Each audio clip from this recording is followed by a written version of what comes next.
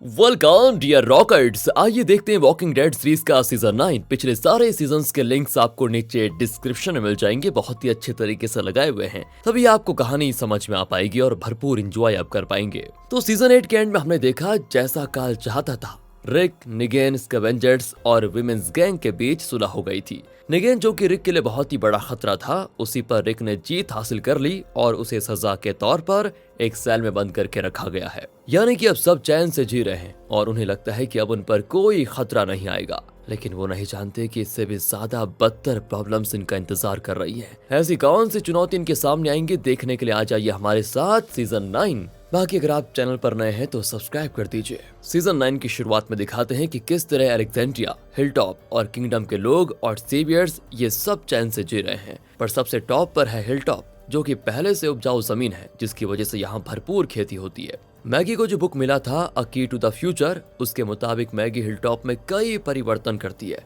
जैसे कि solar current की व्यवस्था और नए घर बनाना वगैरह वगैरह। बाकी सारे ग्रुप लीडर्स के मुकाबले में मैगी नंबर 1 पर है और उसका प्रशासन सबसे बेहतरीन माना जाता है। दूसरी ओर सेवियर्स रिक के साथ मिलकर काम करते हैं। एक ग्रुप के पास जो भी होता है उसे वो दूसरे ग्रुप्स को दे देते हैं और उसके बदले में उनसे अपनी जरूरत की चीजें लेते हैं। इस तरह आपस में इनकी ट्रेडिंग चलती रहती है। रिक म्यूजियम से कुछ जैविक बीज लेकर आ जाता है, जिसे वो सारे ग्रुप्स में बांटता है ताकि सभी खेती कर सके। वो सेवियर्स को भी बीज लाकर दे देता है। वहीं पर डेरल भी रहता है। वो इसीलिए अलेक्जेंडर नहीं जाता क्योंकि वहाँ रिक ने निगेन को रखा हुआ है और डेरल है कि निगेन को खत्म कर देना चाहता है, लेकिन रिक का लिहाज करके वो अभी तक शांत बैठा हुआ है। दूसरी ओर मैगी भी निगेन की मौत चाहती है। हालांकि सेवियर्स रिक का साथ देते हैं, लेकिन वो जरा नाखुश मालूम होते हैं क्योंकि जब वो निगेन के साथ थे तो दूसरे ग्रुप्स उन्हें खाना ला कर देते थे और ये लोग आराम से बैठकर मुफ्त की रोटी तोड़ते थे। लेकिन यहाँ इन्हें हर वक्त का खाना खाने के लिए मेहनत करनी पड़ती है और दूसरों से चीजें एक्सचेंज करनी पड़ती है, जो कि इन्हें पसंद नहीं है। ग्रेगरी मैगी से चिढ़ता है क्योंकि मैगी ने ग्रेगरी की पोजीशन छीन ली। इसीलिए वो एक कपल को मैगी के खिलाफ भड़काता है कि मैगी ने तुम्हारे बेटे को अकेले जंगल में शिकार करने के लिए भेजा, जिसकी वजह से वो मर गया। पर ये सच नहीं था दोस्तों, लेकिन गुस्से में वो कपल मैगी पर हमला कर देते हैं। सच जानकर मैगी सबके सामने ग्रेगरी का खून कर देती है। रिक तो चौंक जाता है कि मैगी को ये क्या हो गया। इसी बीच रिक के कहने पर Alexandria, kingdom, hilltop, saviours, women's gang ये सब मिलकर एक ब्रिज बनाते हैं क्योंकि इससे चीजों को ट्रांसपोर्ट करने में सुविधा होगी। इसी बीच एक सेवियर एक छोटे लड़के को मजाक में पानी में धकेल देता है। इसको देखकर डेरिल को बड़ा गुस्सा आता है और दोनों के बीच लड़ाई हो जाती है। रिक फिर उन्हें रोकता है और समझाता है कि हमें आपस में मिलकर रहना है। कितनी बार बताऊं तुम्हें, हमें लड़ना नहीं है। लेकिन डेरिल को तो सेवियर से सख्त नफरत है और वो उल्टा रिक पर गुस्सा होता है। दूसरी ओर किंगडम में किंग और करोल के बीच प्यार हो गया है और वो हेनरी नाम के एक लड़के को अपना बेटा मानकर पाल रहे हैं। फादर को स्कैवेंजर की लीडर, जिसका नाम एनी है, उससे प्यार हो गया है। रिक और मिशॉन भी बहुत खुश है, लेकिन वो आदमी जिसने एक लड़के को ब्रिज से नीचे गिराया था, उसे रिक ब्रिज का काम छोड़कर ज़ॉम्बी को दूसरी तरफ डाइवर्ट करने के लिए कह देता है। पर दोस्तों वो उल्टा ज़ॉम्बीज को ब्रिज की ओर लेकर आ जाता है। तभी एक बड़ी लकड़ी एरोन के हाथ पर गिर जाती है। डेरल उसे उठाकर हॉस्पिटल लेकर जाता है। इसी बीच बाकी लोग ज़ॉम्बीज से लड़ने लग जाते हैं। तभी रिक उस रस्सी को शूट कर देता है जिससे लकड़ियों को बांध के रखा हुआ था। सारी लकड़ियां लुढ़क लुढ़क कर ज़ॉम्बीज पर गिर जाती है और वो मारे जाते हैं। रिक अब उस सेवियर को डांटता है कि अगर सबके साथ मिलकर काम करना है तो करो, वरना चुपचाप चले जाओ यहाँ से। वो सेवियर रिक का साथ छोड़कर चला जाता है और उसके साथ कुछ और सेवियर्स भी चले जाते हैं, लेकिन बाकी जो सेवियर्स होते हैं वो रिक के साथ होते हैं। अब रात को एनी एक हेलीकॉप्टर को उड़ते हुए देखती है, लेकिन किसी को उसके बारे में नहीं बताती। अगले दिन वो सेवियर जो रिक को छोड़कर चला गया था वो ज़ॉम्बी बन जाता है, मतलब किसी ने उसकी जान ले ली थी। ये जानकर बाकी सेवियर्स लड़ाई शुरू कर देते हैं कि जरूर ये रिक के ही किसी साथी का काम होगा। और दोस्तों जो जगह अभी तक शांत थी वहाँ अब हलचल मच जाती है और अलग अलग ग्रुप्स आपस में लड़ने लगते हैं। रिक कहता है कि लड़ो मत, मैं पता लगाता हूँ कि उस सेवियर को किसने मारा, प्लीज आप लोग अपना काम जारी रखें। रिक निगेन को बताता है कि ब्रिज बनाने के बाद वो और क्या क्या प्लान कर रहा है, लेकिन निगेन कहता है कि तुम दिन में सपने देख रहे हो रिक, तुम जिस विकास की बातें सोच रहे हो वो कभी नहीं होगा। अगले दिन ब्रिज की साइड पर और भी सेवियर्स मरे पड़े होते हैं और लगता है कोई उनका खून कर रहा है। मैगी और डेरिल पता लगा लेते हैं कि असल में विमेंस गैंग सेवियर्स का कत्ल कर रहा है। वो एक और सेवियर को मारने वाले होते हैं, तभी मैगी और डेरिल उनको देख लेते हैं। मैगी पूछती है कि यहाँ हम सब मिलजुल कर रहने की कोशिश कर रहे हैं और तुम लोगों के सेवियर्स को मार रहे हो, क्यों? विमेंस गैंग की औरतें कहती हैं कि रिक हमें इसीलिए यहाँ पर लेकर आया था ताकि हम सेवियर्स से अपना बदला ले पाए, और अब तुम सब लोग सेवियर्स के साथ मिल गए हो। तुमने ग्रेगरी को सिर्फ इसीलिए मार डाला क्योंकि उसने तुम्हारे लोगों को तुम्हारे खिलाफ भड़काने की कोशिश की, पर इन सेवियर्स ने, इन्होंने तो हमारे परिवार के आदमियों को मार डाला। हम इन्हें क्यों ना मारे बताओ? हम सिर्फ उन्हीं सेवर्स को मार रहे हैं जिन्होंने हमारे लोगों को मार डाला था। बाकी सेवर्स से हमें कोई दुश्मनी नहीं है। ये सुनकर मैगी और डैरल की बोलती बंद हो जाती है और वो विमेंस गैंग को कुछ नहीं कहते और चले जाते वहां से। विमेंस गैंग उस सेवर को मार डालता है। मैगी और डैरल भी अलेक्जेंड्रिया जाकर सेल में बंद निगेन का खात्मा करने का प्लान बनाते हैं, क्योंकि इन्हें निगेन से बदला जो लेना है। इसी बीच ब्रिज लगभग खत्म हो चुका है और थोड़ा काम रह गया है बस। लेकिन सेवर्स कहते हैं कि अब हम तुम्हारे लिए काम नहीं करेंगे, क्योंकि कोई हमारे लोगों को मार रहा है और तुमने अभी तक कातिलों का पता नहीं लगाया। अगर हम यहाँ पर रहे तो हमारी भी जान जा सकती है। रिक के पास दोस्तों इसका कोई जवाब नहीं होता और वो सेवर्स को जाने देता है। दूसरी ओर फादर को एनी पर शक होता है कि शायद वो सेवर्स का कत्ल कर रही है।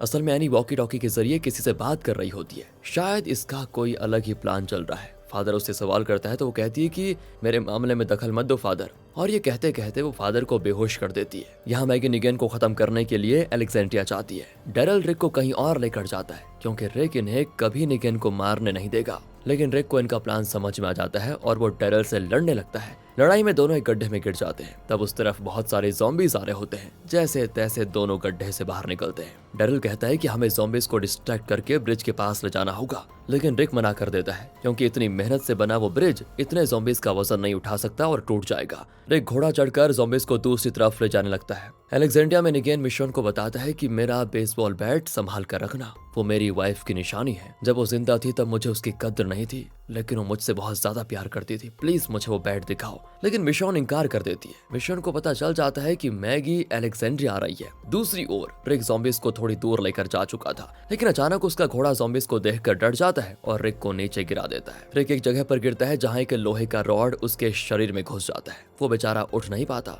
और तभी ढेर सारे ज़ॉम्बीज उसे घेर लेते हैं। दूसरी ओर एनी फादर को छोड़ देती है और अलग जाकर किसी से बात कर रही होती है। ये छुपकर किसके साथ कम्युनिकेट कर रही है, ये फिलहाल सस्पेंस है दोस्तों। दूसरी ओर मैगी निगेन को मारने अलेक्जेंड्रिया आती है, लेकिन मिशोन उसे अंदर आने नहीं देती और कहती है कि उसे मारकर तुम्हें कुछ नहीं मिलने वाला, क्योंकि निगेन को भी जीने का एक मौका मिलना चाहिए। प्लीज उसे माफ कर दो। मैगी कहती है ठीक है, सोच लो उसने ग्लेन या एंड्रू को ना मारकर रिक के सर पर वो बेसबॉल बैट मारकर उसकी जान ले ली होती तो क्या तुम उसे माफ कर देती? मिशोन फिर एकदम चुपचाप हो जाती है, क्योंकि इसका उसके पास कोई जवाब नहीं होता। उसे मैगी का गुस्सा एकदम जायज लगता है। वो मैगी से कहती है कि जाओ खत्म कर डालो उसे। मैगी अंदर जाती है, लेकिन वो देखती है कि निगेन पहले जैसा नहीं रहा। उसे अपनी गलतियों का एहसास हो चुका है और वो खुद मौत का इंतजार कर रहा है। वो मैगी से कहता है कि प्लीज मैगी मुझे मार डालो। शुरुआत में निगेन अपने लोगों की भलाई के लिए काम करता था। वो भूखे लोगों को अपने अड्डे पर लेकर उन्हें खाना देता था और उन्हें अपने साथ रखने लगा। उन्हें भरपूर खाना और पानी और बाकी सुविधाएं देने के लिए वो दूसरे गैंग से वसूली करने लगा। उसका इरादा नेक था, लेकिन तरीका बहुत ही गलत और खतरनाक था। लेकिन अब उसे अपनी गलतियों का एहसास हो गया है और वो पछता रहा है। अब उसकी हर सांस दर्द से भरी हुई है, जिससे वो बर्दाश्त नहीं कर पा रहा है, इसलिए मौत की भीख मांग रहा है। इस बात को मैगी भी समझ जाती है कि अगर मैंने इसे मार डाला तो ना ग्लेन वापस आएगा और ना ही मुझे कोई फायदा होगा। जब तक ये जिंदा रहेगा इसी तरह पछतावे में तड़पेगा और यही इसकी असली सजा है। ये फैसला करके मैगी निगेन को जिंदा छोड़कर चली जाती है। यहाँ ज़ॉम्बीज रिक के बहुत ही पास आ जाते हैं।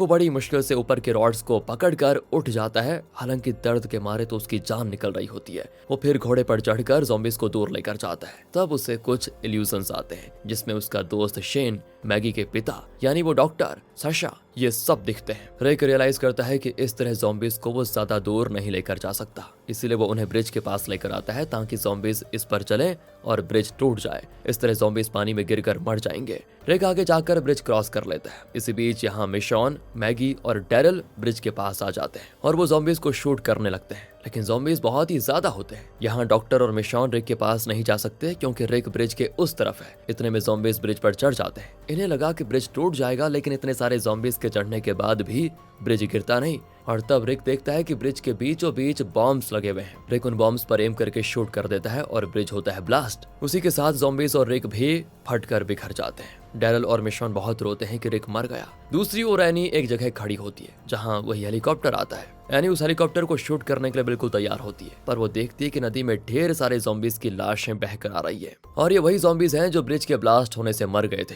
वो देखती है कि उन ज़ॉम्बीज के बीच रिक भी है जो मरा नहीं। वो पानी से निकलकर एक जगह पड़ा होता है। ये देखकर एनी वॉकी टॉकी पर चिल्लाती है कि हमारे प्लान के लिए मुझे एक आदमी मिल गया जो बहुत ताकतवर है। अगले सीन में दिखाते हैं कि रिक को उसी हेलीकॉप्टर में ले जाया जा रहा है जहां उसका इलाज भी हो रहा है। अब ये लोग रिक को कहाँ लेकर जा रहे हैं ये तो आगे पता चलेगा, लेकिन फिलहाल यहाँ के सारे ग्रुप समझ रहे होते हैं कि रिक मर चुका है। इसके बाद दोस्तों 6 साल के बाद का सीन दिखाते हैं कि जंगल के बीच मेगना नाम की लड़की और उसके साथी ज़ॉम्बीज के बीच फंस जाते हैं। तब एक छोटी लड़की अपने कुछ साथियों के साथ उन्हें बचाने आती है। ये और कोई नहीं, रिक की बेटी जुडिथ है। इन 6 सालों में बहुत कुछ बदल चुका है। पहले सारे ग्रुप्स मिलजुल कर रहते थे, वो सब अलग अलग रहते हैं और एक दूसरे से बात तक नहीं करते, लेकिन उनके बीच का लेन देन यानी ट्रेडिंग अभी भी जारी है। और अब मिश्रण को मैगी और डेरल पर बड़ा गुस्सा आता है, क्योंकि उन दोनों ने पहले प्लान बनाया था कि निगेन को खत्म करेंगे और निगेन को खत्म करने के लिए ही रिक को कहीं दूर लेकर जाएंगे। इसलिए वो दोनों रिक को दूर लेकर चले गए थे और उसका खामियाजा क्या हुआ, रिक मारा गया, ऐसा इन लोगों को लगता है।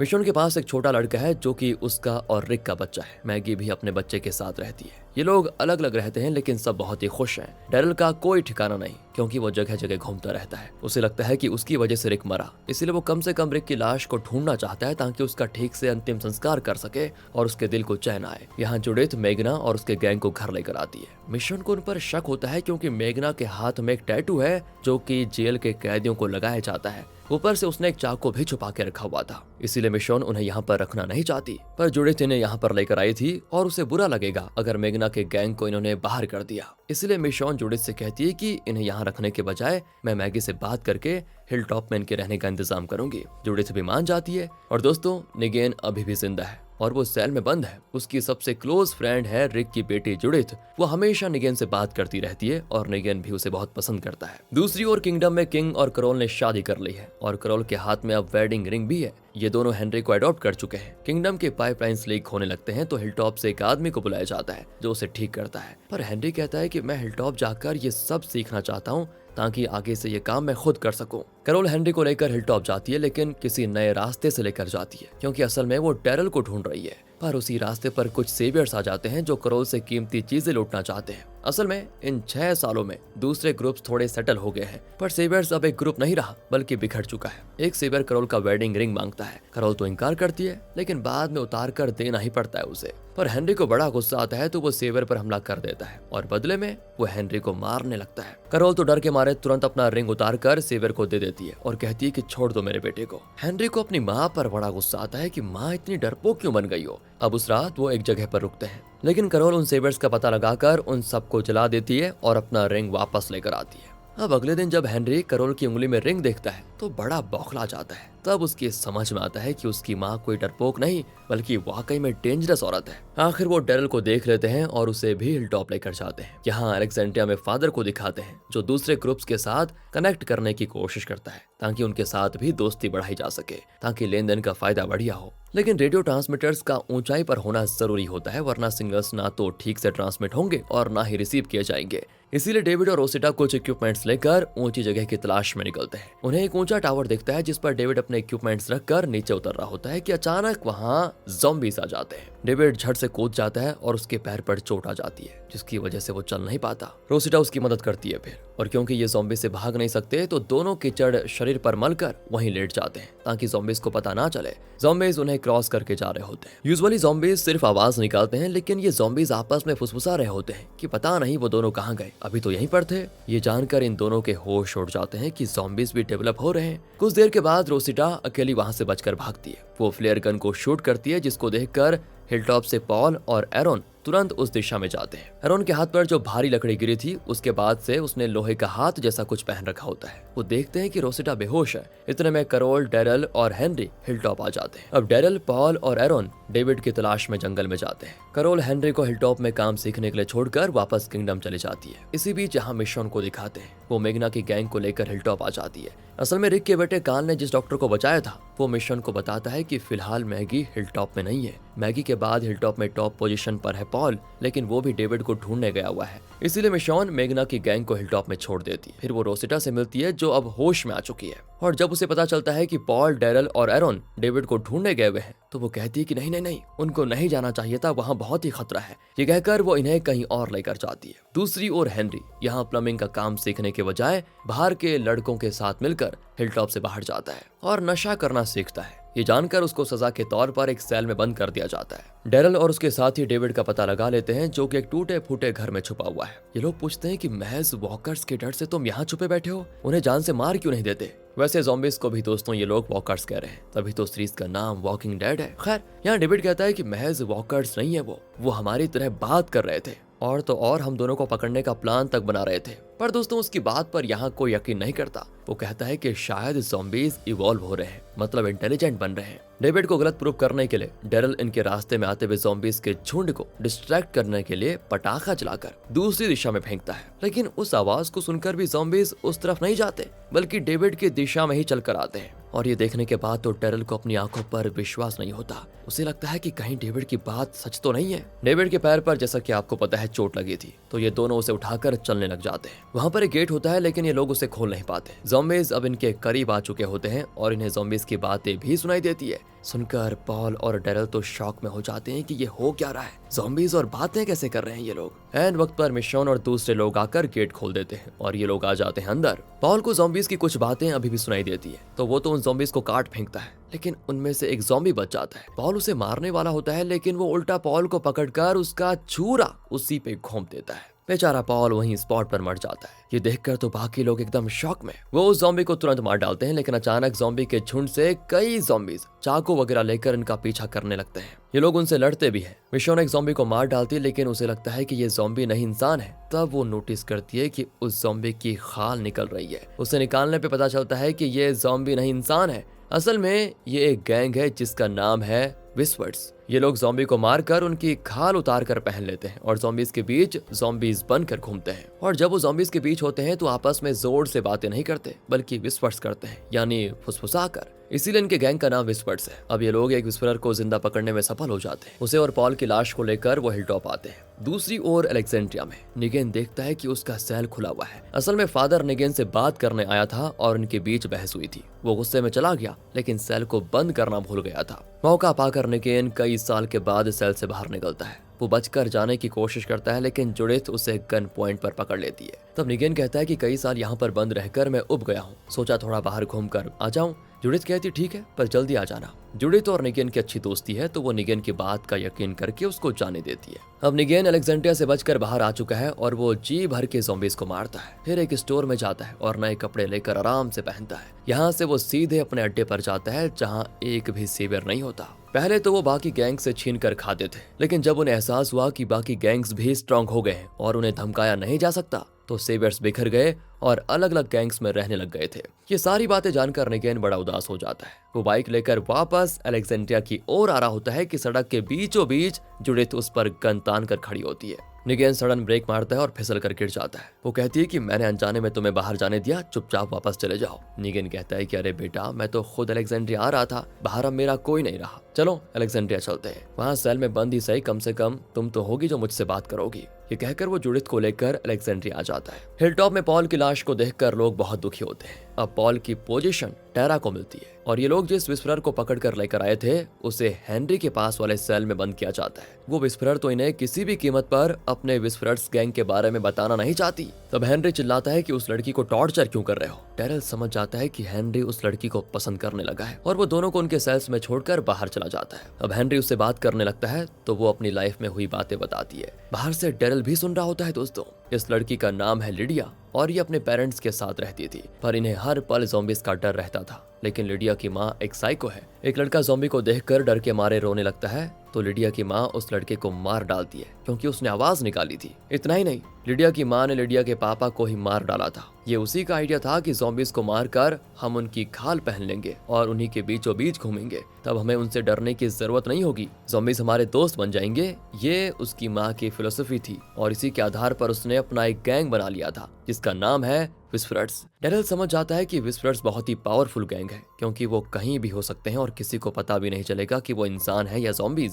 लिडिया ने बचपन से ही अपनी माँ के हाथों बहुत ही टॉर्चर सहा था और बेचारी बहुत ही डरी हुई है। इसी वजह से हेनरी को लिडिया से बहुत हमदर्दी होती है। यहाँ डेविड को हिलटॉप लाया गया था, लेकिन इस बात से बेखबर हिलटॉप के दो आदमी उसकी तलाश में बाहर निकलते हैं। उनमें से एक मेगना के गैंग का मेंबर होता है। वहाँ पेड़ों पर तीर लगे होते हैं जिन्हें वो फॉलो करने लगते हैं, लेकिन ये विस्परर्स का ट्रैप होता है और दोनों उसमें फंस जाते हैं। इन दोनों को ढूंढते हुए टेरा और कुछ लोग आते हैं, लेकिन वो समझ जाते हैं कि ये एक ट्रैप है इसीलिए वो आगे नहीं बढ़ते बल्कि वापस हिलटॉप आ जाते हैं। मेघना परेशान हो जाती है कि उसकी गैंग का आदमी विस्फर्ट्स के चंगुल में फंस गया, तो वो रातों रात बिना किसी को बताए अपने गैंग के साथ मिलकर बाहर आती है और अपने साथी को बचाने के चक्कर में खुद विस्फर्ट्स के ट्रैप में फंसने वाली होती है। लेकिन विस्फर्ट्स इन्हें नहीं पकड़ते क्योंकि उन्हें सिर्फ ये जानना है कि हिलटॉप कहाँ पर है, और इस बात से बेखबर मेघना का गैंग हिलटॉप लौट आता है। लेकिन वो नहीं जानते थे कि विस्फर्ट्स इनका पीछा करते हुए हिलटॉप आ गए हैं, और वो भी ज़ॉम्बीज के भेस में। और इनकी लीडर है अल्फा, जो कि लिडिया की माँ है। वो मांग करती है कि मेरी बेटी को मेरे हवाले कर दो। इसी बीच मेघना के गैंग की एक लड़की को दिखाते हैं जो सुन नहीं सकती।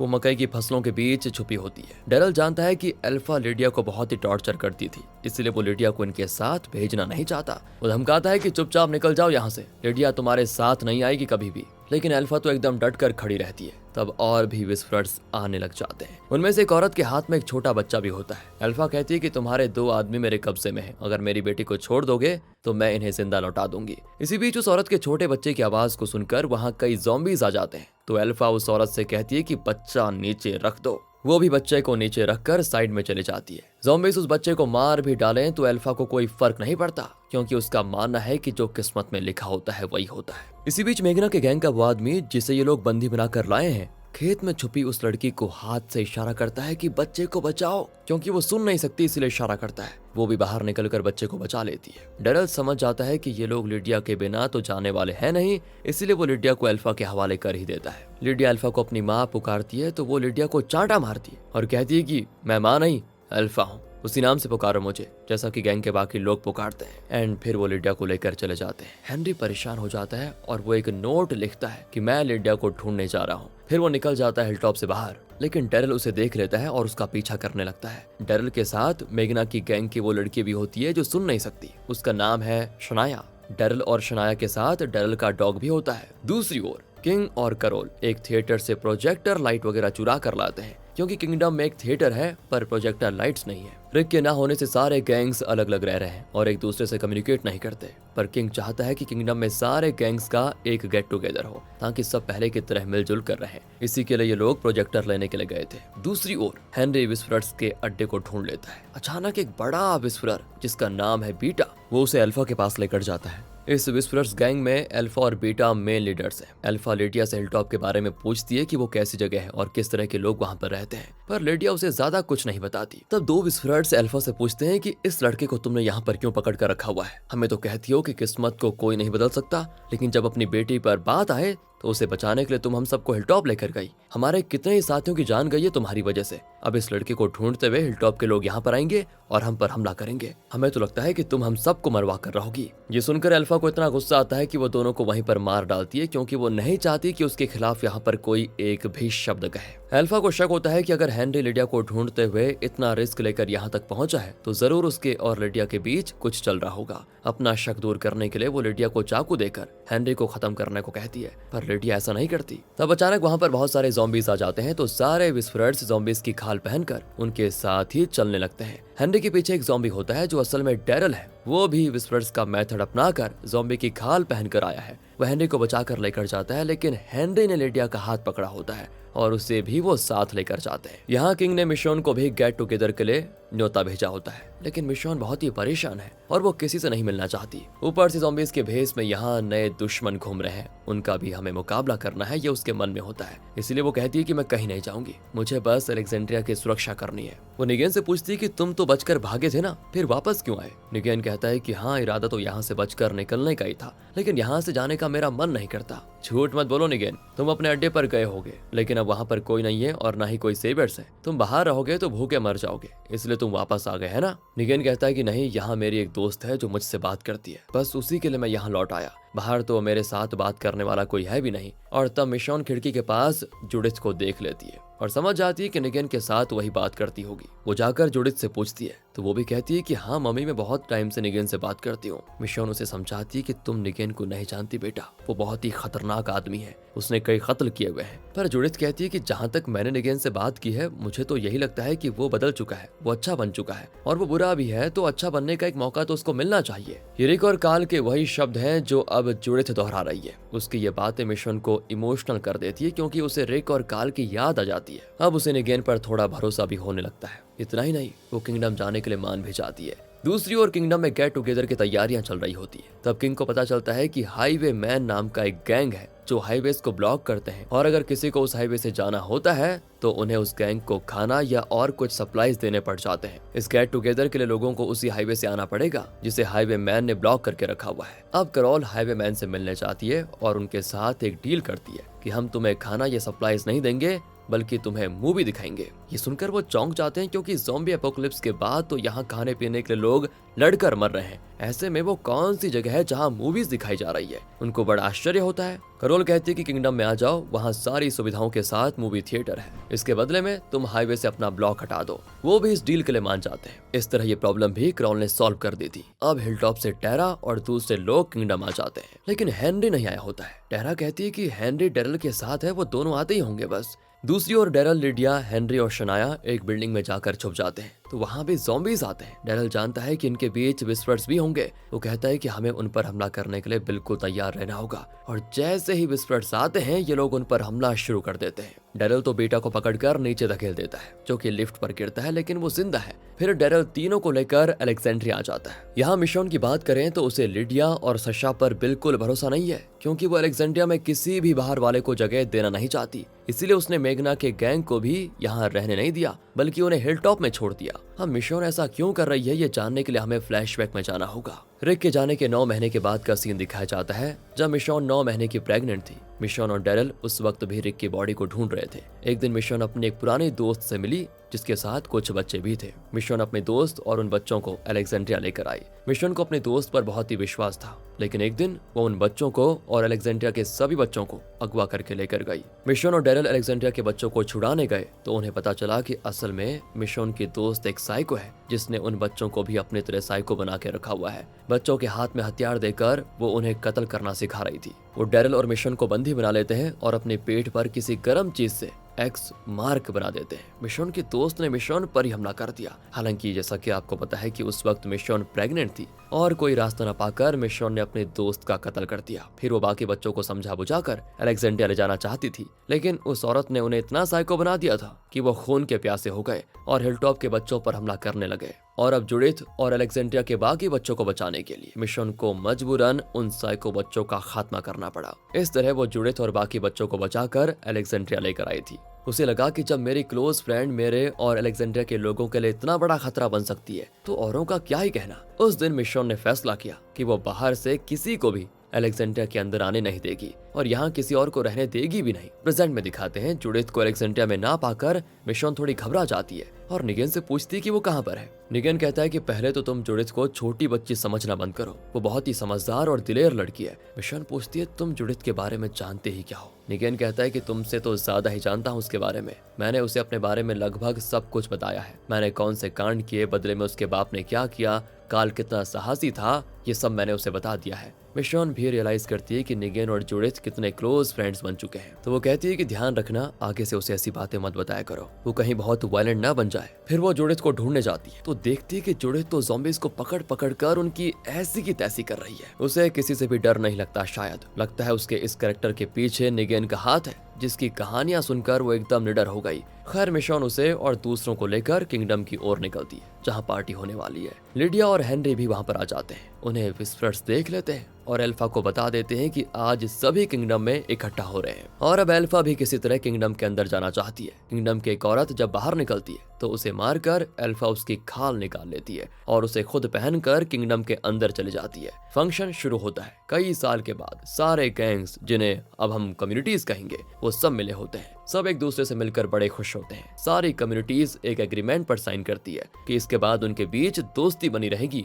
और वो एक दूसरे से कम्युनिकेट भी करेंगे। इसी बीच लिडिया को यहाँ देखकर टेरा को लगता है कि इसकी तलाश में विस्परर्स हिलटॉप जाएंगे, इसीलिए वो अपने कुछ साथियों को लेकर हिलटॉप के लिए निकल जाती है। डेरल, कैरोल और मिशोन भी अपने कुछ लोगों के साथ हिलटॉप निकलते हैं और बाकी के लोग यहाँ किंगडम में बहुत ही इंजॉय कर रहे होते हैं। थिएटर में मूवी प्ले की जाती है, सभी मजे में होते हैं। जुडिथ भी बड़ी खुश होती है। लिडिया के पास की सीट उसने हेनरी के लिए पकड़ के रखी हुई थी, लेकिन हेनरी नहीं आता। एक औरत उस सीट पर बैठती है जिसको देखते ही लिडिया की हालत खराब, क्योंकि वो उसकी माँ एल्फा है। वो लिडिया को अकेले में ले जाकर कहती है कि ये झूठी दुनिया है बेटा, तुम मेरे साथ चलो और सच्चाई का सामना करो। पर लिडिया नहीं मानती और कहती है कि मैं आपसे सख्त नफरत करती हूँ माँ। ये सुनकर अल्फा टूट जाती है। अल्फा को किसी और की कोई फिक्र नहीं है, लेकिन लिडिया उसकी जान है, इसलिए वो बार बार लिडिया को लेने आती है। लेकिन अब जब लिडिया ही उससे सख्त नफरत करती है तो उसे अपने साथ ले जाने का क्या फायदा, यही सोचकर अल्फा चली जाती है। यहाँ डेरल, मिशॉन और करॉल रास्ते में कुछ साइंस को देखकर उन्हें फॉलो करते हैं, लेकिन ये विस्पर्स का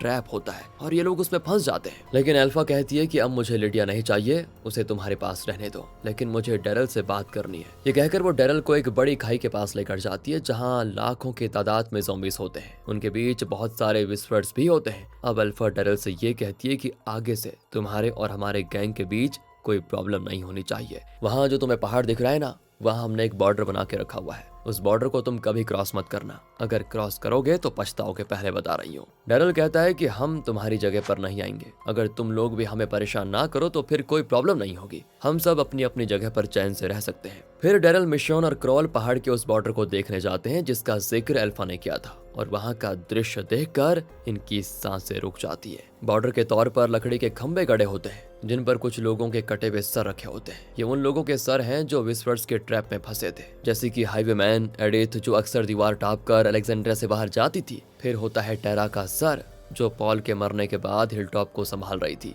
और आखिर में एक सर होता है जिसको देखकर डेरल कांप उठता है और करोल को उसे देखने नहीं देता। असल में वो हेनरी का सर है। हेनरी को भी विस्पर्स ने किडनैप करके मार डाला और उसका सर काट कर यहाँ लगा दिया। ये जानकर सारे कम्युनिटीज बहुत ही दुखी होते हैं। लिडिया खुद को माफ नहीं कर पाती क्योंकि उसकी वजह से हेनरी को विस्पर्स ने मार डाला। इसके कई महीने के बाद दिखाते हैं कि जाड़े का मौसम आ चुका है। किंगडम की जनसंख्या बहुत ही कम है, लेकिन यहाँ सबसे ज्यादा ठंड पड़ती है और लोग यहाँ पर रह नहीं सकते, इसीलिए वो भी हिलटॉप की ओर निकलते हैं। बर्फीला तूफान भी शुरू हो जाता है। लगता है हिलटॉप पहुंचने से पहले ये लोग फ्रीज होकर मर जाएंगे। लिडिया कहती है कि मैं मर जाना चाहती हूँ, मेरी वजह से विस्पर्स ने हेनरी का कत्ल किया है, पर करोल कहती है कि उसकी मौत की तुम जिम्मेदार नहीं हो। और हेनरी के मरने के बाद से करोल किंग से बात भी नहीं करती। और अब मिशॉन कहती है कि इस लंबे रास्ते से जाएंगे तो हम जल्दी फ्रीज हो जाएंगे, और अब विस्पर्स का बॉर्डर क्रॉस करने के अलावा हमारे पास और कोई रास्ता नहीं बचा। उस रास्ते से हम जल्दी हिलटॉप पहुंच सकते हैं। किंग तो डरता है, लेकिन मिशॉन कहती है कि ये एक इमरजेंसी है और हमें रिस्क तो लेना ही पड़ेगा। सभी उसकी बात मानकर विस्पर्स का बॉर्डर क्रॉस करके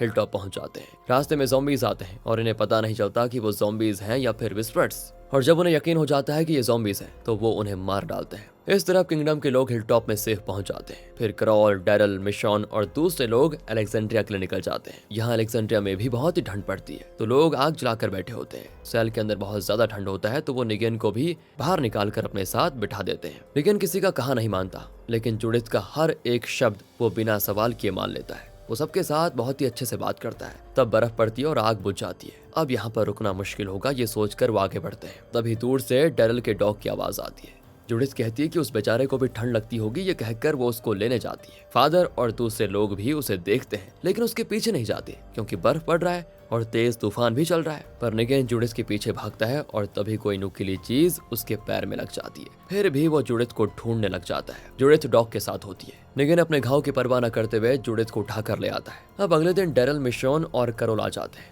और वो जुडिथ के साथ खूब खेलने लगते हैं। फिर मिशॉन निगेन को देखने जाती है और कहती है कि मेरी बेटी को बचाने के लिए थैंक्स। निगेन जो अपने घाव पर पट्टी बांध कर लेटा हुआ है, वो कहता है कि मैंने तुम्हारी बेटी को थोड़ी ना बचाया, मैंने तो अपनी बेस्ट फ्रेंड को बचाया है। मैं उसे कभी कुछ होने नहीं दूंगा। और मैंने सुना है कि तुम लोग विस्पर्स का बॉर्डर क्रॉस करके हिलटॉप आ गए थे, तो ये जरूर आगे चलकर हमारे लिए प्रॉब्लम होगी, इसलिए हमें हर तरफ से तैयार रहना होगा। मिशॉन कहती है कि तो क्या हुआ, वो आ गए तो सभी मिलकर उनका सामना करेंगे। और अब धीरे धीरे सभी निगेन पर विश्वास करने लगते हैं। अगले सीन में अल्फा को दिखाते हैं और लगता है वो बहुत ही गुस्से में है। किंगडम वाले उसका बॉर्डर क्रॉस करके हिलटॉप गए थे। इस बारे में अल्फा को पता चला है या नहीं, ये फिलहाल नहीं बताया जाता। हिलटॉप में बैठा किंग अलेक्जेंड्रिया में बैठी जुडिथ के साथ रेडियो पर बात कर रहा होता है। तब एक नया कनेक्शन आता है जिसमें कोई पूछता है कि क्या वहाँ कोई है, क्या आपको मेरी आवाज सुनाई दे रही है। और इसी सवाल के साथ वॉकिंग डेड का सीजन 9 यहाँ पर होता है खत्म। रेडियो पर वो नई आवाज किसकी थी और विस्पर्स इसके बाद क्या करने जा रहे हैं, ये सब हमें पता चलेगा आगे के 2 सीजन्स में। तो बस हमारे साथ बने रहिएगा और सीजन 10 और 11 को मिस मत कीजिए। जल्दी मिलते हैं सीजन 10 में।